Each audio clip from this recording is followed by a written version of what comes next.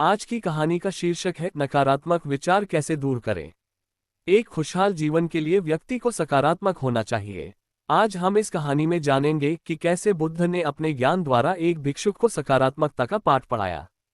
तो चलिए शुरू करते हैं। एक बार की बात है, एक बौद्ध भिक्षुक था। उसके भीतर हमेशा नकारात्मक विचार उठते रहते थे, जिसकी वजह से वह चिंता और तनाव महसूस करता था।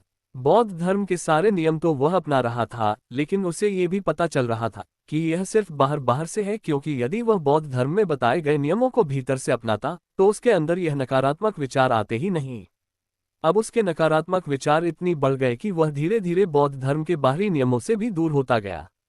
अब भिक्षुक की चिंता और ज्यादा बढ़ गई, इसलिए उसने फैसला किया कि अब गौतम बुद्ध ही उसकी समस्या का समाधान कर सकते हैं। भिक्षुक गौतम बुद्ध के पास पहुंचा और कहने लगा, मुझे आपसे अपनी एक समस्या के विषय में बात करनी है, पर मुझे बताते हुए थोड़ा संकोच हो रहा है। बुद्ध बोले, संकोच किस बात का शिष्य, उसकी तो यहाँ कोई जगह नहीं है। भिक्षुक बोला, मेरे भीतर नकारात्मक विचार बढ़ गए हैं। पहले यह विचार मन के भीतर थे, लेकिन अब यह बाहर भी दिखने लगे हैं।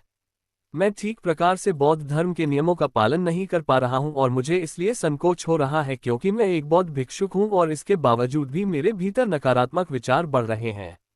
बुद्ध बोले, व्यक्ति तो जन्म से ही नकारात्मक होता है, लेकिन ज्ञान द्वारा धीरे धीरे वह सकारात्मक होता जाता है।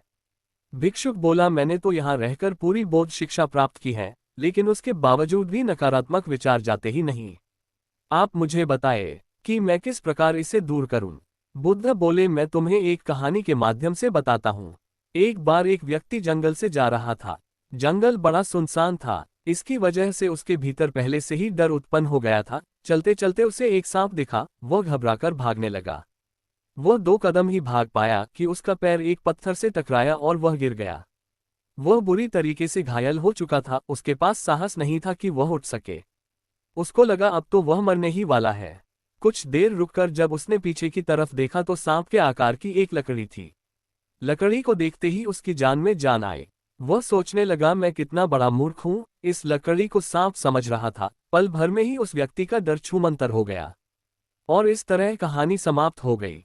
बुद्ध बोले, तुम्हारे भीतर भी डर है, कुछ छिन जाने का, कुछ पाने खोने का, और इसी डर के कारण तुम्हें चिंता और तनाव हो जाता है और इन सब के पीछे नकारात्मकता अपने आप ही चली आती है।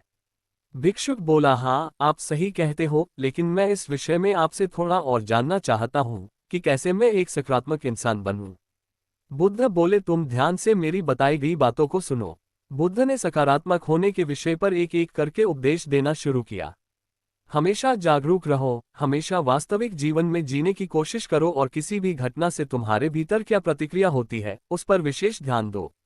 धीरे धीरे इससे तुम्हारी जागरूक होने की शक्ति बढ़ेगी।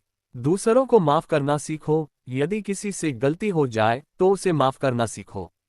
ऐसा करने से तुम्हारे भीतर चिंता और तनाव कम होता जाएगा। दूसरों के साथ साथ खुद को भी माफ करना सीखो, ऐसा करने से तुम्हारे भीतर आत्मग्लानि कम होती जाएंगी। आभार व्यक्त करो, जीवन के प्रति हमेशा अपना आभार व्यक्त करो। देखो कि जीवन ने तुम्हें क्या क्या सकारात्मक दिया है। ये सोचो कि तुम कितने सौभाग्यशाली हो कि तुम्हें बुद्धत्व को जानने का मौका मिल रहा है। बुद्ध की यह बात सुनकर भिक्षुक ने उनके आगे हाथ जोड़ लिए। भिक्षुक बोला, बुद्ध, आपके इस ज्ञान से मेरी नकारात्मकता दूर होती जा रही है। अब मैं जान गया हूं कि नकारात्मकता मेरे भीतर है तो सकारात्मक भी मेरे भीतर ही होंगी। नकारात्मकता बिना किसी प्रयास के मिल जाती है, लेकिन सकारात्मक के लिए मनुष्य को हमेशा खोज करनी पड़ती है। ऐसा कहकर भिक्षुक ने बुद्ध को धन्यवाद किया।